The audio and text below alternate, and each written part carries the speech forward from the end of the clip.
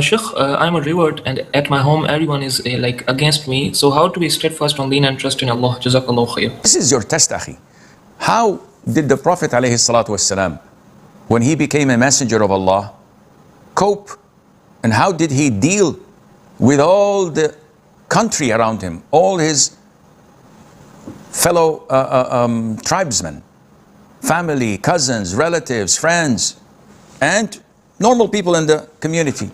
How did they deal with them when they faced him with animosity, hostility, and violence at times?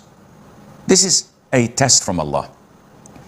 Be diplomatic, be firm on your belief while being polite and always having a smile on your face, and try to weather the storm. But you have no other alternative. They will always be like that until they see that your transformation is for the better and that you are a better person, being a Muslim, than you were before, and when Allah Azza wa Jal throws the light in their hearts.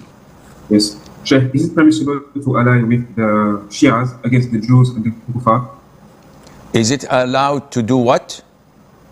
To ally with the Shia against the Jews and the Kuffar, the Christians, the Americans, etc. Generally speaking, this is something to be discussed by the scholars who know the nature of such Shia. Shia are divisions and layers. Some of them are normal Muslims who have no ill intent against the Muslims or do not say anything that goes against Islam. But there are Shia that are disbelievers. They are hypocrites. They say evil things about Mother Aisha.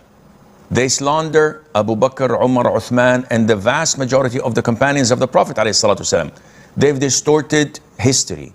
They say that the Quran we have is not perfect. There are surahs missing, and they put and add surahs to it. And they claim that the Mus'haf of Fatima is 70 times bigger than the one we have, and nothing from the one we have is in it. And they have expressed their hostility and animosity and hatred towards Islam since the beginning of time. As mentioned by Ibn Taymiyyah, that they are full-fledged hypocrites who hate Islam, and no calamity or fitna throughout history without finding their fingerprints and their impact and initiation of it from the Shia, from the Rafidah, to be correct and exact. So definitely such people are enemies of Islam.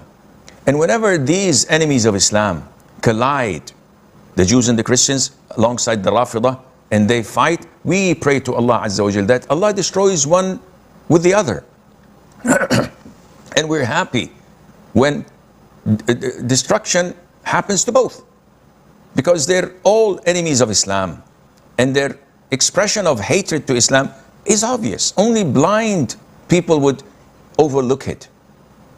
But we pray to Allah Azza wa Jal that He saves the Muslims, and that Allah Azza wa Jal protects them and takes them away from such tribulations and calamities. And we say, Allahumma ahlik al-zalimeen bil-zalimin wa akhrijna min baynihim salimin. Oh Allah, destroy the transgressors and the wrongdoers one by the other, and get us out of it safe and sound.